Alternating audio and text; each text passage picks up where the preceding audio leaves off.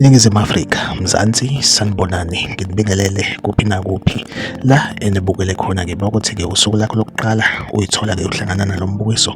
Ngicela ungalenzi iphutha kusekhaya la, subscribe kwi-channel, ulike ivideo ebese-ke uciphiza i-notification bell. Wenzelani? Wenzela ukuthi-ke ngaso sonke isikhathi mangifaka ivideo wena-ke uthole i-notification then ngokushesha bese uyangena kwivideo uyayibuka. Sikwi-Trend TV siyaqinisekisa-ke ukuthi-ke sikulethele-ke lolo daba olusuke lusematheni ngalolo suku. Ingane kwethu ezivuka nje osukwini-ke lo namhlanje esivuka ngendaba zokuthi-ke laphaya endaweni-ke kwaMashu eThekwini kwa-B section engathi-ke amaphoyisa aKwaZulu Natal engicabanga ukuthi awakaMashu aseshaye-ke abalisa ababili bashona. Laba balisa basolakala ngokuthi-ke bebebamba imoto zemali eGoli. Kuthiwa-ke ngathi-ke bebeplana ukuthi-ke bazoyibamba la kwaMashu. Kuthiwa-ke amaphoyisa ayitholile information, ayithola futhi ne-information ukuthi bahlalaphi, then-ke amaphoyisa ayekubona ngenhloso yokuthi-ke ayobakhuza. Kuthiwa-ke